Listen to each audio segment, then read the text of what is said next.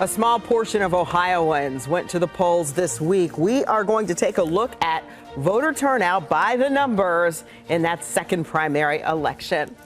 More help is coming to veterans suffering from toxic burn pit exposure. And it's all thanks to a bill named in honor of an Ohio man. Plus, we're going to take you inside of Ohio's first ever Anti-Hazing Summit. We thank you for joining us today on Face the State. I'm Tracy Townsend. This week, Ohio held another primary. Voters chose candidates for the state House and Senate. These were races that could not be on the May ballot because the district's maps were not approved in time. Because it was a second primary held during the summer, with few races, experts predicted record low turnout. Voter turnout ended up being just under 7%. That's according to early calculations from the Franklin County Board of Elections. That is not the lowest they've seen for a primary election. Get this, in May of 2013, only 4% of voters turned out for the ballots. 10 TV's Kevin Landers talked with Secretary of State Frank LaRose when LaRose voted on Tuesday, and Kevin asked him to reflect on how Ohio got into this situation. Do you take any blame for that, having an election in the summer as opposed to perhaps in September? Well, I tell you what, it wouldn't have been possible to do in September because we would have run into the preparations for the November election. August 2nd is a date that's held on the election calendar that was published, almost 2 years ago, as the date that we set aside for special elections. Now, you're right to say it's unfortunate that we have to have this. We have to have this special election because of the massive amounts of litigation and what I feel are some bad decisions by the Ohio Supreme Court to continue going back and forth on redistricting. You're part of the redistricting commission. Do you take any blame for that? I mean, I tell you what, that's up to each person to decide who they want to blame. In my opinion, it's because of all kinds of litigation, and again, because of, I think, bad decisions made by the Ohio Supreme Court, a small majority on the Ohio Supreme Court that decided to dive pretty deeply into the politics of redistricting. I think the U.S. Supreme Court has been wise to steer clear of redistricting. It was Chief Justice Roberts that commented a couple years ago that there are two branches of government that do politics. That's the executive branch and the legislative branch. The judicial branch should never do politics. Unfortunately, in my opinion, the Ohio Supreme Court has been deep into the politics of redistricting. But again, they get the choice. And the 4 justices on the Ohio Supreme Court that decided to invalidate the maps, they have to answer for that decision. What our job is to do is to run free and fair elections, and that's exactly what we have. Do you think there's a bit of a dark cloud over this election because we have a map that was deemed unconstitutional by the Supreme Court, and that voters don't feel that these maps are fair? And do you think there's a cloud over the election because of it? You know, I don't think so.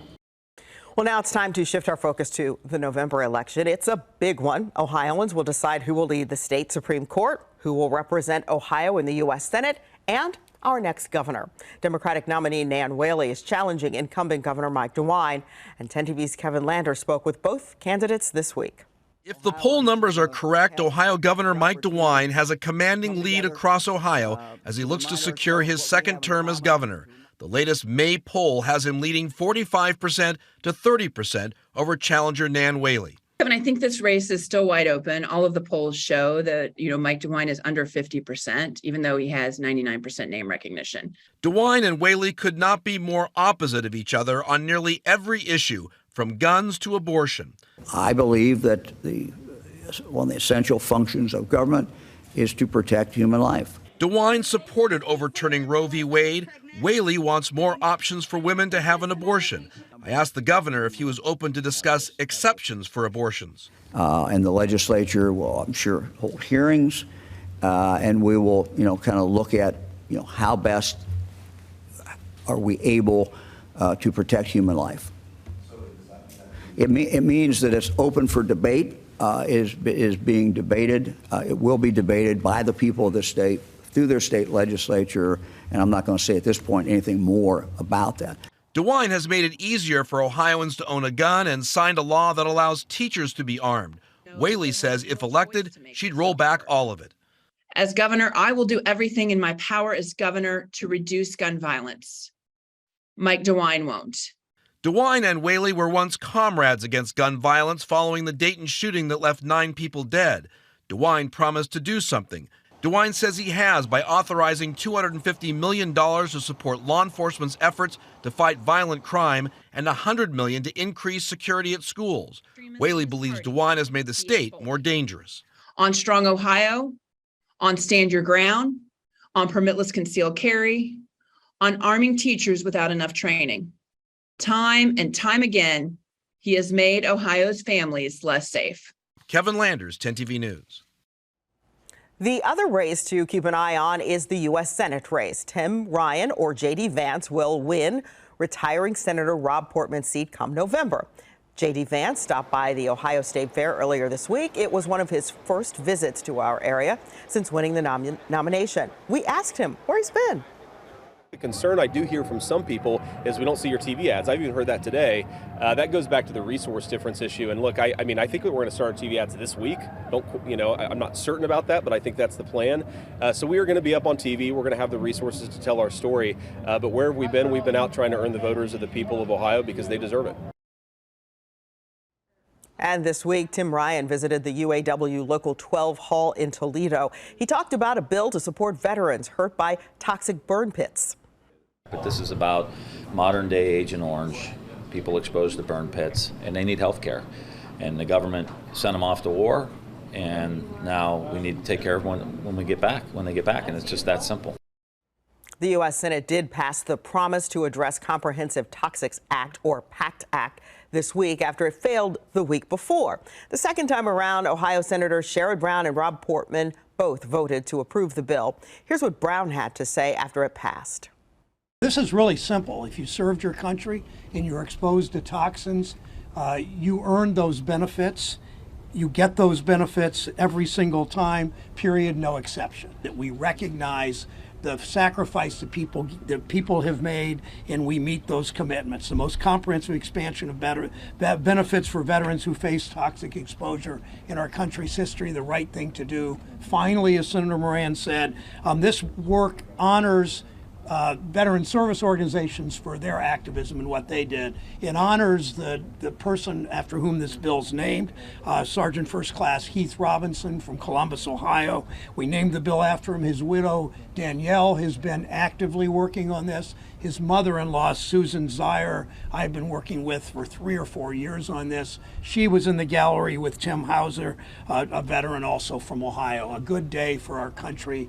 A day that we should have done a long time ago and finally happened because of the leadership of the people behind me.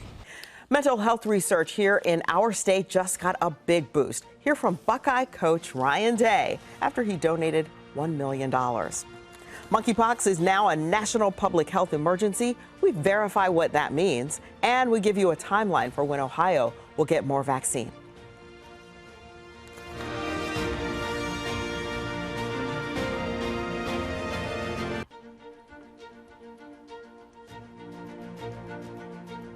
The first ever Anti-Hazing Summit was held at Bowling Green State University this week. Hundreds of educators from all over the state of Ohio attended. This comes nearly 2 years after BGSU sophomore Stone Fultz died from an off-campus hazing party. Reporter Madeline Watkins with our sister station in Toledo takes us to that summit. We have been working on anti-hazing strategies at this campus, as so many campuses do each and every year for so long. But the importance of always keeping it fresh, always keeping that message current and fresh and in people's minds. President Rodney Rogers says the goal of the Anti-Hazing Summit is to ensure we can eradicate hazing at college campuses. He says Ohio is a leader right now when it comes to hazing prevention because of the Collins Law, the state's first anti-hazing law. But we still have a ways to go. Making sure that we get the parents and community members listening, and they know how to report. They understand how to do outreach to us and to report to us, and for them to know kind of what, from an education standpoint, what to look out for. Keynote speaker Elizabeth Allen says there needs to be a cultural change surrounding hazing. She says mandatory and external reporting is crucial. It's about being transparent with students and parents after a hazing incident happens. Allen says we need to help others understand what it is, what the signs are, and what to do when you see it. And we all need to work together again to be part of that change, to break the cycle, to disrupt the idea that hazing is just a tradition or just an initiation or just some harmless pranks, because we all know that it is much broader than that. It's dangerous. It can be very harmful. And we want to draw your attention to this. 10 TV's Clay Gordon recently interviewed Stone Fultz's parents shortly after they filed a lawsuit against Bowling Green. They said the school knew about the fraternity's history of hazing. You can look for his interview on our website and on that 10 TV app. Ohio State head football coach Ryan Day and his wife Christina made a $1 million donation to support mental health.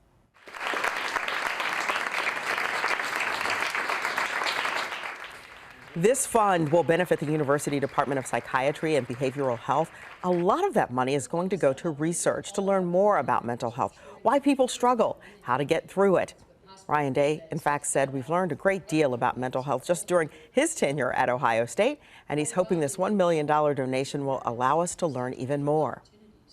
Private philanthropy has been called America's unique research advantage, and no other nation in the world has the culture of private giving like we do here in the United States.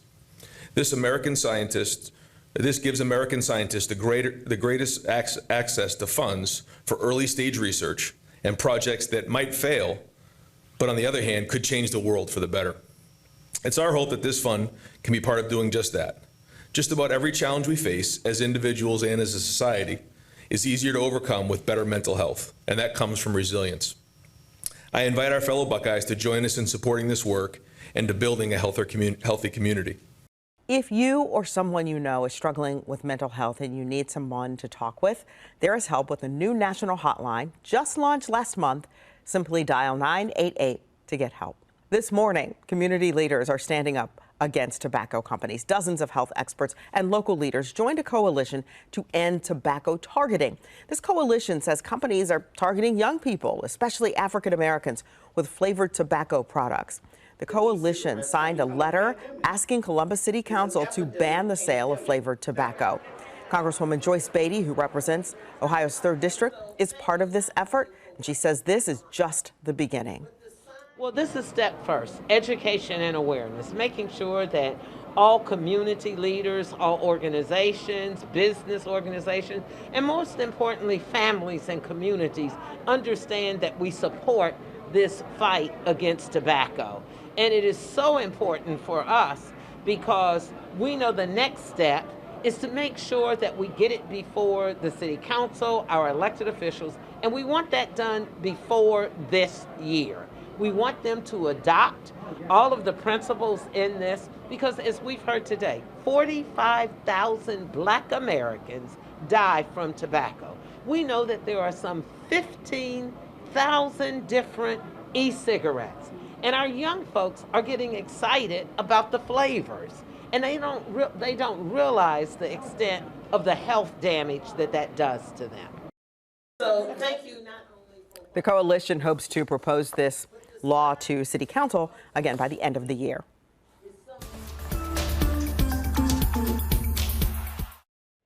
This week, the Biden administration declared the monkeypox outbreak a national public health emergency. Monkeypox spreads primarily through skin-on-skin contact. More than 600,000 vaccine doses have been distributed so far. We checked with the Ohio Department of Health. It's expecting to get more than 13,000 monkeypox vaccines in the next 6 weeks. With the president's announcement, many are asking what a national public health emergency does. Evan Koslov with our Verify team explains. We spoke with James Hodge, a health law professor from Arizona State University, Megan McGinty, an epidemic and disaster response expert from Johns Hopkins University, and we looked at information from the Administration for Strategic Preparedness and Response. A public health emergency declaration is made by the Secretary of Health and Human Services, Xavier Becerra in this case. It would allow HHS to instantaneously do some things that it can't presently do quickly. It enables Becerra to hire people, make grants, enter contracts, waive certain requirements, and access additional funds. Usually during emergency declarations, like with opioids or things we've seen in the past, there actually would be a freestanding fund ready to be used for devoting to these purposes. We've been working to refill that fund post-COVID, and to my knowledge, to date, it's not yet been refilled. In fact, Congress has been reticent to do it. Now, monkeypox may change its mind very quickly, but the sheer fact is the funds that normally would be there to the tune of millions of dollars simply may not be at this point in time. It can also allow states and local jurisdictions to purchase general supplies at reduced cost. McGinty says there's also a symbolic value. The act of making an emergency declaration calls attention to a problem and says this is of significance that we as a country need to be paying attention to this. With your Verify, I'm Evan Kozlov.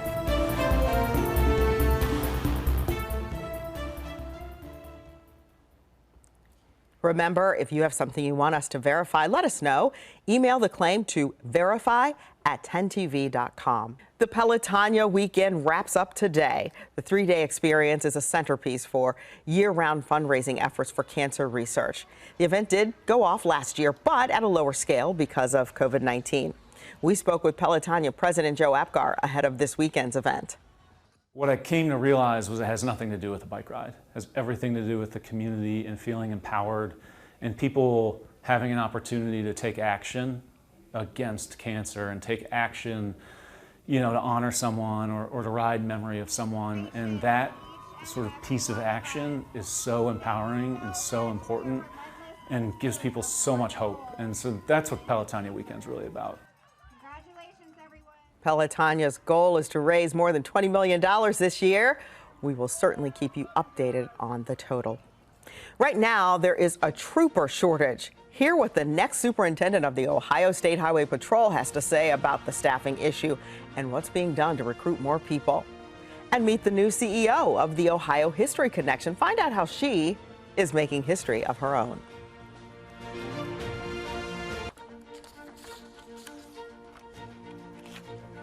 We will address the threats that we know that Ohioans are most concerned about. That's the new Ohio State Highway Patrol Superintendent, Lieutenant Colonel Charles Jones. Jones will replace Colonel Richard Fambro when he retires on the 12th. Lieutenant Jones has a long career in law enforcement. He started as a patrol officer in 1994. He was promoted to sergeant at the Delaware Post and trained at the FBI in 2005. When he was introduced as the new superintendent, he talked about the changes he now faces.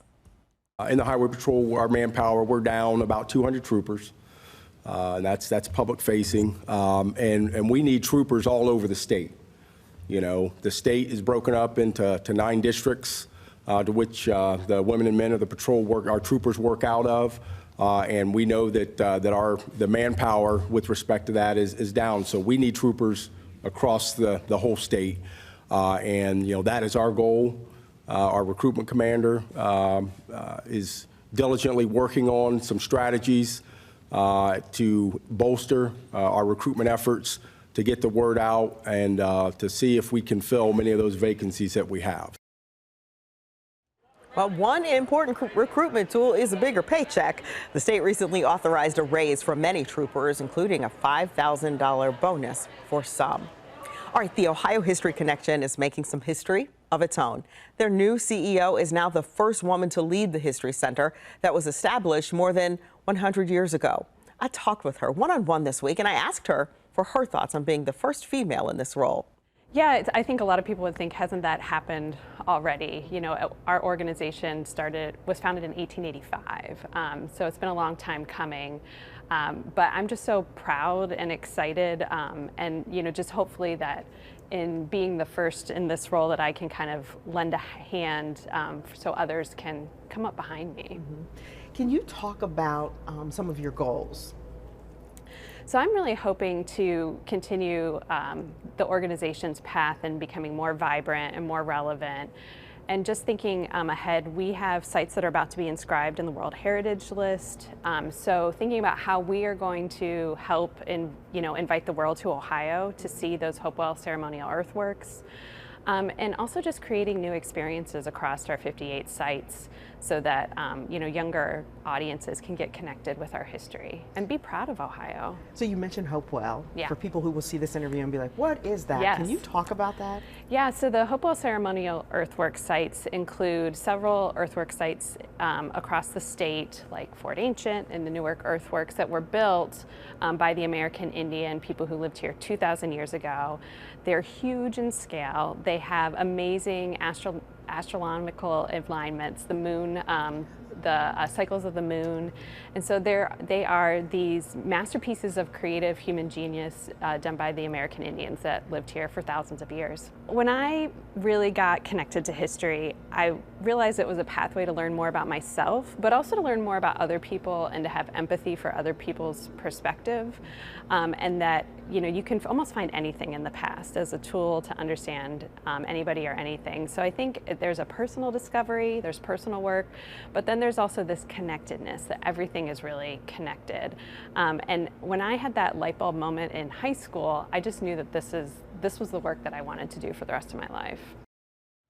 The Ohio History Connection is more than the building you can see right there on 17th Avenue off I-71. It includes 58 historic sites and museums located in 40 counties across Ohio. There are also 33 historic sites, 300 buildings built between 1788 and 2013, 12 museums, 9 archaeology sites, 7 canal locks, 4 natural history sites, 4 bridges, and 2 boats.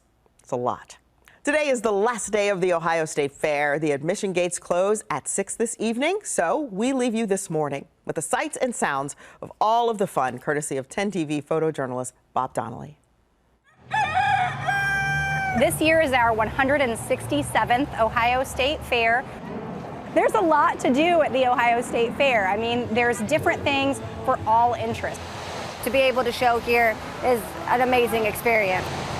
So you have heifers for a year-long project. You feed them morning and night. You have to exercise them. It's a lot of work. You get them ready to show. You get their hair fit. You wash them. It's kind of like going to a beauty salon for cattle. We have about 17,000 different entries for the junior livestock shows and the open livestock shows across the fair. The judge watches you show them, and then they watch the cattle, but it's really nerve-wracking for a little one.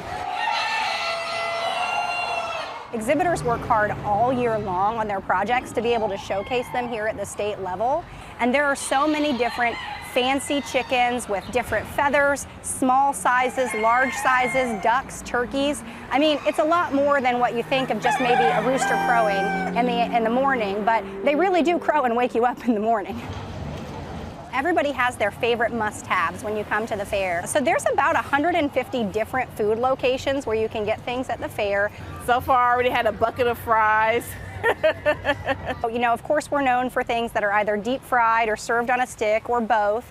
You've got an elephant ear, you've got, a corn dog. They love them, and they can get them only at the Ohio State Fair. Who doesn't come to the fair without getting an ear of corn, a hot dog, a hamburger, or a funnel cake, or an elephant ear?